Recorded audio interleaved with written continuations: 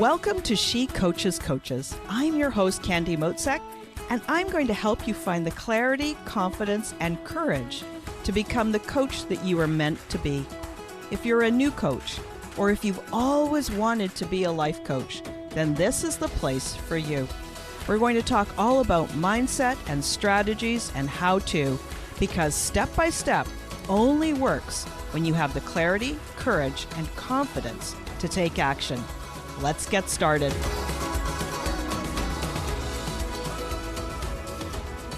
Hey friends, and welcome to this week's episode of She Coaches Coaches. Today, my guest is one of my friends, Corinne Boudreau. She's a Canadian lawyer who specializes in the area of online business. Her company is called Online Legal Essentials. Corinne and I met originally at an Amy Porterfield event back in, and I think it was 2017 or 2018, when Amy put on an intimate course for just 100 people. I kind of think she was test driving her digital course academy, which she now offers a couple of times a year. But it was a chance for a group of people to get together and really know each other, and it was invaluable. Now, since we've met, we've roomed together with a group of friends at an Airbnb at in-person event. That was all pre-COVID, of course. And we spent some time walking the beach just outside of San Diego. Now, she is a Canadian, as am I, but she lives on the other coast. So when you think of the geography, I'm in the Vancouver area and she's in the Halifax area. So even though we're both Canadians, we're actually about a 7-hour flight apart. So it's pretty far. I like Corinne because she's casual and easy to understand. She knows that the last thing that you want to do is think about legal stuff. So she takes that legal stuff and she makes it manageable. And when I think of her, here's what I notice. She appears quiet at first. If you ask her a question, she considers and gives you the best answer she can. She never speaks before she's ready. She thinks things through to the end, so you know you're getting the best of the best. Second, like I said, she appears quiet, but don't let that fool you. She's a badass and a ton of fun. She's casual and relaxed, and she helps others relax too. Plus, she's a musician, and she loves to swim outdoors, anywhere, and I think in any weather. I found out pretty quick that if you don't know where to find her, go look in the pool or in the ocean or the lake, and she's probably swimming. That's a good thing because none of us want to be having a boring life. That's why we're doing this online business. That's why you're becoming a coach, because you want to live the kind of life that really draws you in. So a couple of months ago, she wrote a blog post on my website. And of course, I'll put the link in the website. But we talk about the 5 steps that coaches need to take and things to consider when you're getting started. Now, even though she's a Canadian lawyer, there's a lot of really solid advice that all countries could listen to. Now, at last count, and I just looked it up before we started recording, we're at 73 countries and counting. So do know that these principles are solid and you would do well to listen. The Canadians in the group, she has a most wonderful online legal template library that you can take part of. And of course, I'll put the link for that in the episode notes as well. So let's dive in. Welcome. I'm so glad you're here. Thanks, Candy. I don't know if your podcast listeners can tell, but I'm blushing after that introduction. Can you be part of my hype squad? I'm so glad. You know, and it's one of the things that it gives me so much pleasure. I sit for a few minutes quietly when I'm getting ready for the interview, and I think, what is it about this person? Like, what is it about her or him that is special? And I have so much fun writing these little intros. They're just from awesome. The heart, right? And if we weren't out a 7-hour plane ride away, I would definitely come visit you in the she shed. Oh, good. Yeah. we all need a she shed in our life. That's for sure. Absolutely. So let's talk a little bit about why did you switch to being a lawyer for online entrepreneurs? And why did you create these templates? Tell me about this. Sure. It really was an evolution. So I don't think I went from my legal career started being in a big law firm. It was one of the top 20 biggest law firms in Canada. So that's when I was in law school. I was lucky enough to get hired by one of the big firms. I actually brought peanut butter fudge. That was my grandmother's recipe to the interview. So that's why I say how I got that job. But anyway, I was fortunate to get, in with a great firm, doing great work. But about 10 years in, I just hit the wall, as a lot of people do. You mentioned that I was a musician. I've since written a song about it called My Soul Sucking Situation. So I just couldn't do it anymore. That was after having a couple of kids. And anyway, just realizing I didn't want to bill 2,000 hours a year, which was kind of the minimum expectation. So, but I had skills. And if you think about it, and I'm sure coaches do this too, you think about, who do I love to work with? Like, who are the people that really light me up, that get me out of bed in the morning? It was small business owners. But I realized, being in a big firm, I couldn't serve them the way I wanted to, just the structure was wrong. So at that point, I went off and started my own firm. And I kind of started with a blank sheet of paper and saying, and talked to a lot of people. And people had actually given me lots of unsolicited and solicited feedback over the years. One time, a client who I loved working with, she was so great. She had like an innovative company. She was doing great things. She said, "Corinne, I loved you until I got the bill." And I was just like, again, one of those soul-sucking moments. So I knew I had to change the way that I did things, change the way that I provided legal solutions, or whatever you want to call it, to small businesses, because they just weren't, I didn't think they were very well served by more traditional law firms. So it started with me starting my own law firm. And one of the big parts was doing fixed fees. And then I started teaching. So I got a call from a business advisor who said, "I'm always getting legal questions. I'm not comfortable answering them. We've got like a pool of funds to do training for small business owners. Can you put a curriculum together?" So I actually started teaching in person. And then I found the whole online space. You mentioned Amy Porterfield. I think the first person I actually found was Marie Forleo, who led me to Amy Porterfield and led me to all this stuff. But I realized, hey, if I'm going to create all this content, I don't want to just be able to deliver it locally. Again, I want to be able to have a broader impact. So I once you get into the whole online world, then you realize it's this whole other thing. And talk about people who light you up. People who doing things in the online space, again, I realized were just my kind of people. So it was really a gradual evolution of things. But when I think about like what helped me get there, it was really immersing me, whether it was immersing myself in like the small business community, or again, immersing myself in the online world, and just listening to what people's questions were and what they needed and what the gaps were. I mean, I think that's what all entrepreneurs do, right? Is try to figure out what do people need and how are they not being currently served. So it's just creating solutions around that. And the legal industry is generally still pretty conservative, and some people may say old-fashioned, but so I just kind of tried to find some space there where people needed stuff. And I think it's kind of interesting. So there's a couple of things here. Is first off, how you described just immersing yourself in, in this sort of the pool of where your potential clients would be, and really listening and looking for the gaps. And that is actually coaching as well. So for those of you new coaches or potential coaches that are listening to this episode, listen to what she's saying. These are the qualities of coaching, this curiosity, and not walking into the conversation or to that environment with thinking that you know the answer. So that's a really important quality. The second is this online world, like you said, is kind of, it's kind of like in a bubble. And, the online entrepreneurs, we talk to each other all the time, but what we forget is that there's a ton of people that have never even heard of the online world. They don't even realize the scope of it and this whole group of people that exist.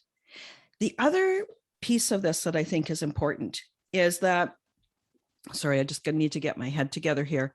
It's something to do with, I have this feeling that the traditional business model needs to change. Sort of on the more extreme side, I feel that our traditional 9 to 5 business model, corporate model is really broken and it doesn't serve people. And the online space allows people to create businesses that serves them, their family, their mental health, their physical health, their financial health. And so I think that you're on the cusp, you're on that early adopter part of the graph for what is needed. So anyway, I just wanted to sort of fill in there because there's a lot to what you said. Yeah. What do you think? And I always kind of felt, again, like a mismatch between my own values and like the values of my profession and my firm. Again, lovely people. I don't blame any of the people exactly, but I always felt like I sort of was like on top of the mountain telling people like, you have to come up here on my terms and I will, give my wisdom to you, again, all on my terms, like, which again, doesn't work for small business owners. What I've learned over the last couple of years, small business owners are often doing the admin and the behind the scenes tasks for their business on weekends, 6 o'clock in the morning, midnight, all these kinds of times. Again, could you get an appointment with a lawyer at midnight on a Sunday night? No. But you know what, you can, again, access things online. And often that's when I see purchases coming through at weird times, or people sending me, they'll comment on a video that I posted or something at weird times. So again, it's just, really, I think, again, listening to what people need and how they consume, your services. Yeah. And how can you respond to that? Yeah. Yeah. That's super interesting. Okay, let's just transition over to these 5 legal mistakes or the basic things for new coaches, small business owners, new online entrepreneurs to consider. And like I said earlier, I know you're Canadian, and so this has got a little bit of a Canadian specific feel to it, but it's also sound advice for everyone, no matter what country you live in. Things for you to consider. Okay. So where would you start? Sure. So when I started, again, teaching and putting together materials, I wanted to think about the big rocks. What are the foundational pieces? So these 5 things, again, the principles are pretty broadly applicable to people wherever they are. Again, how you put them in place might be a little different depending on your country. But for me, and it is kind of a boring one, but figure out your legal structure and then register yourself properly as a business wherever you are. So there are many pieces to your legal structure. You always think about, again, there's always tax implications. There are often liability concerns. So you should be thinking about those things when you're choosing your legal structure. Again, registering your business. Sometimes people say, well, I'm just getting started. Do I need to register? Again, you legitimize it, you protect your name. There's all kinds of good things that happen once you get your business properly registered. So legal structure and registration is really, I think, the first foundational piece. And again, that will look different for people depending on where they are. The second one is, and sometimes I even put this one first, actually. I recently did a post on Instagram that said, whenever you have a relationship, you should probably have a contract. But with people, and especially including coaches, your most important relationship in your business is with your clients. So in order to set yourself up for success with your clients, which again, very important relationship, creating a contract with them can just make sure you're on the same page at the beginning. So you create like clear expectations, which I know coaches are all about anyway. Again, it's not like counterintuitive for coaches to create, clear expectations. It helps set you up for success then. And then down the road, again, if someone doesn't fulfill their part, decides not to pay, wants to cancel, whatever, you have something that's legally enforceable. So it gets you on the right the right foot up front, and then protects you at the end and during the relationship. So that's kind of the second big pillar, is having a client or coaching agreement. Oh, that's cool. And then the third, this is for coaches once they have started. It feels like when I start with new coaches, I actually don't recommend that they start by building a website, because I think it's more important for them to start coaching and to start creating clients and to start practicing their craft. So it's a little counterintuitive, because a lot of new coaches, the first thing they want to do is get that website up and ready to go. So talk about the third one as well, please.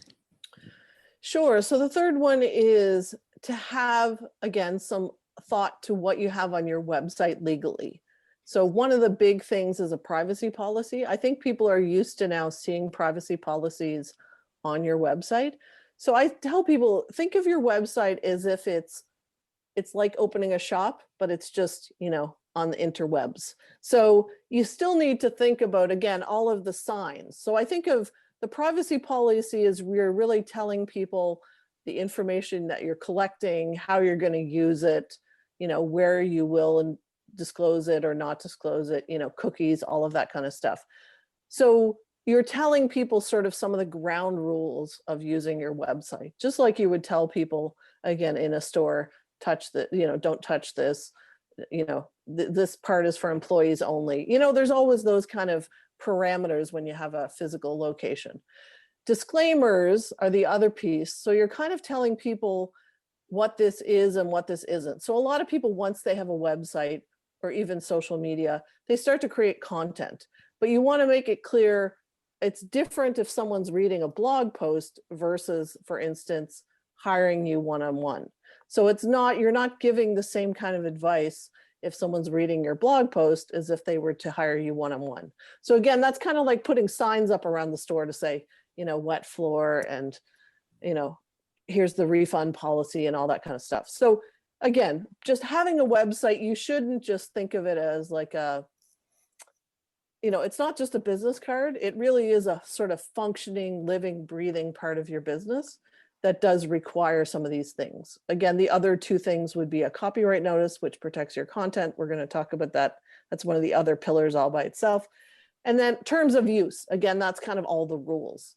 But it's really just, again, it's all very analogous to having a physical location. It's just that now it's virtual. And I like this, like if I walk into a store, I know what the prices are.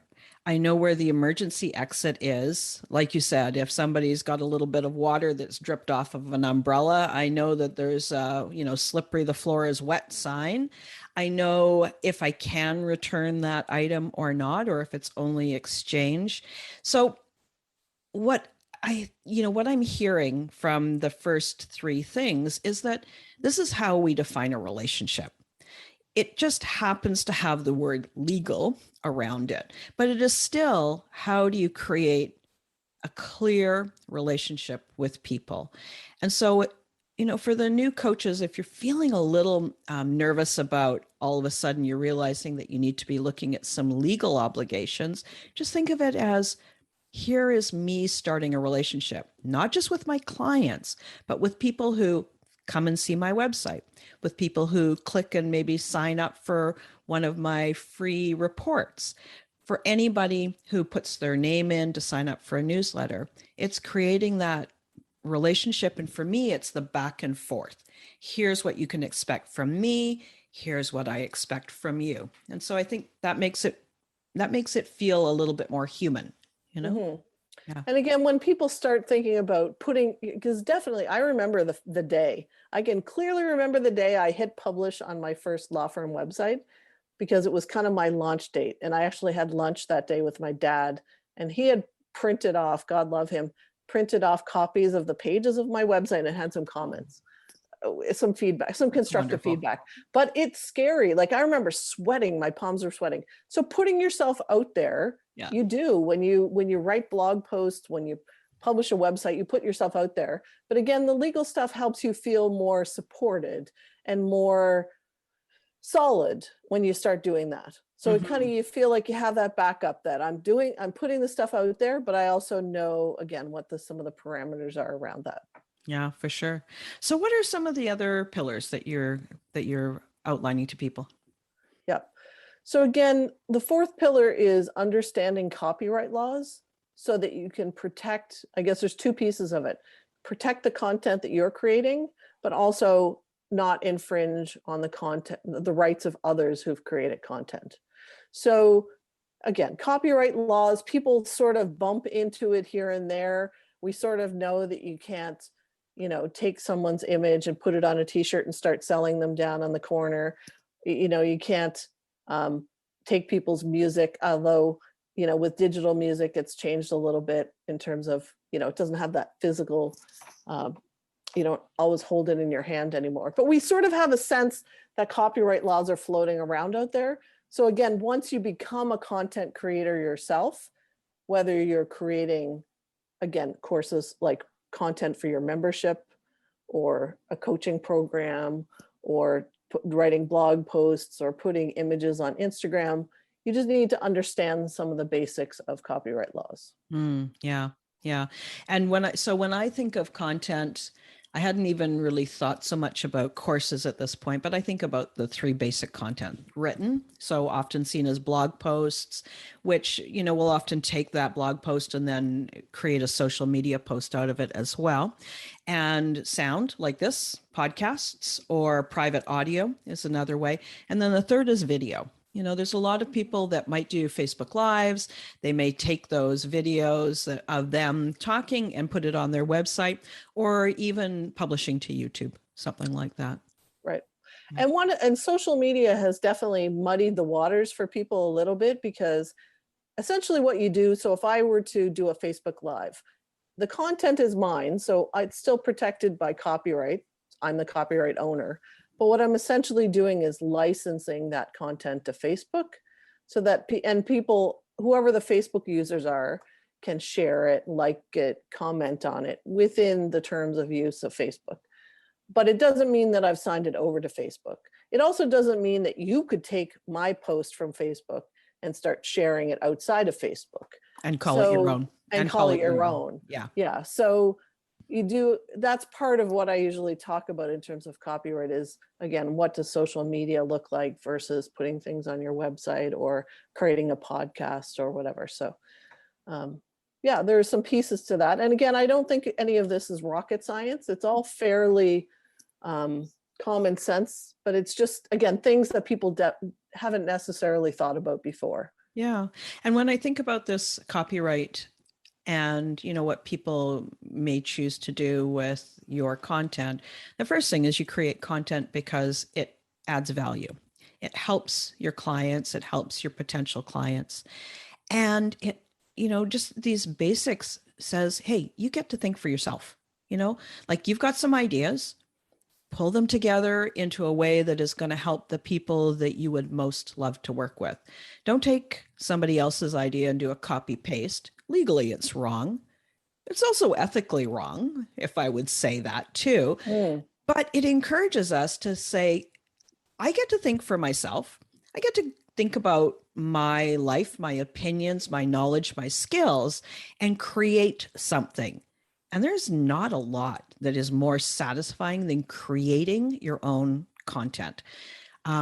Like I've been doing this podcast for a year now. So I think I'm at, I don't know, as we record this, I've just published episode 53, but I've also got like 200 blog posts that I created and somewhere in the neighborhood of 30 freebies that people can sign up for.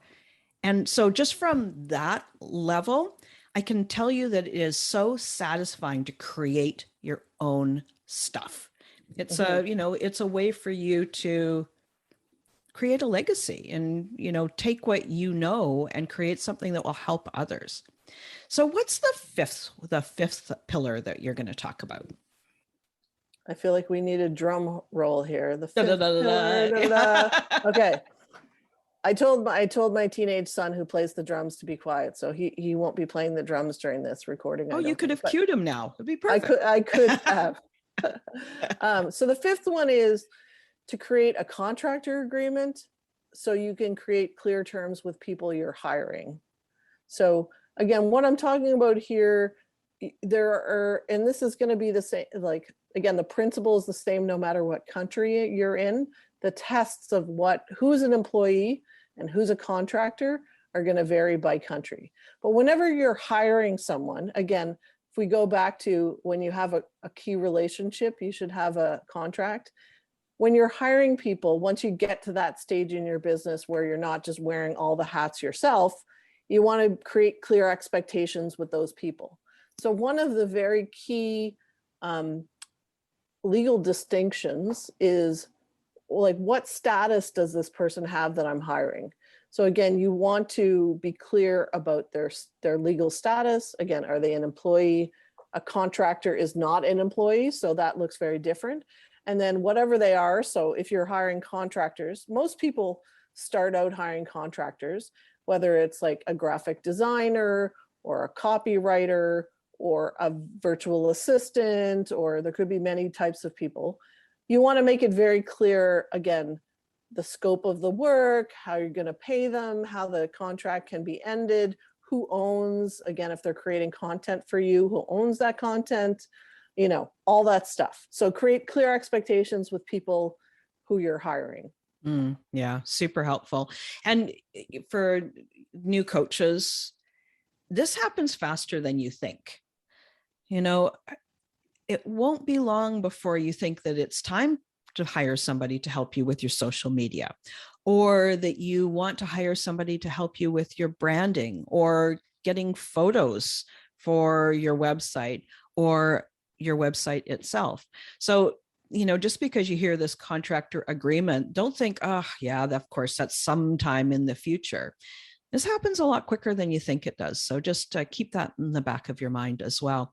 And again, this fifth pillar really, again, it's just about relationships. So you've talked about relationships with the people on your website. You've talked about relationships now with the contractor, talked earlier about relationships with clients. It's all about clear relationships. So can you just read the 5 pillars again to me, please? And then I just want to ask you a little bit more personal of a question too. Sure, absolutely.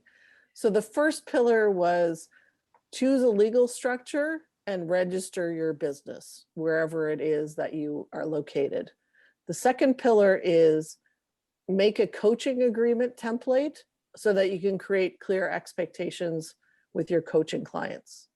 Pillar number 3 is put a privacy policy and disclaimers on your website, on your business, your coaching website. Number 4 is understand copyright laws so you can protect your content that you create and not infringe on the rights of others.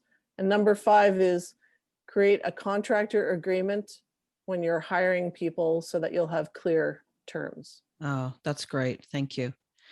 Okay, so to something a little bit more personal. I know you love to swim. Like I said earlier, if you can't find you, guess what? You're in the pool or in the ocean. Tell me some of the most interesting places that you've ever swum. Oh, man. Well, I'm definitely, I love swimming in salt water. That's where we'll start. So I would tend more towards the ocean. So I've definitely swum in some interesting places in oceans around the world. Obviously in Canada, we're kind of limited in time to like mostly July and August. And even those are like a little iffy. But when I've traveled, I remember swimming, in the Mediterranean when I was traveling there as a backpacker. I swam on the other end of that. I was in Finland and I went to a very famous sauna, and then jumped in the lake, because you do the hot and then you do the cold. Yeah. So I jumped into the lake after being in a sauna in Finland in June. So the water was not warm at all. Yeah, I mean, even more locally, again, I live in Nova Scotia. We've got like a million beautiful places to swim. A lot of people go to Peggy's Cove in Nova Scotia, but they don't know that there's actually some really super cool places that you can swim there. I didn't know that. That's pretty cool. Yeah, you have to ask a local. Okay. Again, in Cape Breton, I grew up we had a, summer cottage on the Bredor Lake. So that's still my favorite place. The Bredor Lakes they're kind of, I think brackish is the word. So the ocean water mixes with the fresh water. So it's kind of a less saltier version and a warmer version of the ocean. So that's still my perfect swimming place. Oh. There's some cool places again in Cape Breton. There's like what used to be a gypsum mine in Cheticamp that's filled in, and it's just like this beautiful, you have to hike way into the woods and jump into it. So I don't know, I could go on and on. There's you got to start keeping a log of all the places that you swim, and maybe take like a photo or something like that to go along. Right. Well, I do keep a summer swimming log. I just got back from camping for 3 days, and I actually swam I think it was 9 times. So I actually write down like who I swam with, where I swam. It's just for me, it's just a fun like memento of the summer. My daughter and I drove to Montreal to see, and this will probably appeal more to the Canadians listening, but we're huge hockey fans. So our team that I followed my whole life was in the Stanley Cup finals, like the finals of the, of the league. We just decided on a whim to drive, but we got a hotel with like a rooftop pool, so we could see the whole city of Montreal from the rooftop pool. So sounds great. I do try to find swimming pretty much wherever I go. Before we wrap it up, I want to make sure to give you a way of sharing with the listeners. How can people find out more about you? How can they get in touch with you? How can they get some more support from you? Sure. So my website is onlinelegalessentials.ca, and that's kind of my hub. So if you go there, you'll see, links to my social media accounts, blog posts that I've written. Again, if there are Canadians who are looking for legal templates, there's a store, so you can go and check them out. So yeah, people can definitely find out more about me and my services on the website. Oh, that's great. Okay, you guys, I hope you enjoyed this episode as much as I did. Thanks for joining. And if you want to join in the conversation more, you can always DM me on Instagram. I'm at Candy Motzek. Send me any questions you've got, and we'll chat. Plus, maybe I'll even do a podcast episode to answer your questions. So again, you can DM me at Candy Motzek, and I would love to hear from you. Have a great day, and we'll talk to you next week. Thanks again for listening today. Please hop on over to Apple Podcasts and leave a review. Also, I would love to hear from you. Did something that I say resonate? What else would you like to learn about? Click the link in the player and leave a comment on the post. This is going to give me great ideas for future episodes so I can help you best. Join me again next week for more coaching, support, and teaching to help you become the confident coach you are meant to be.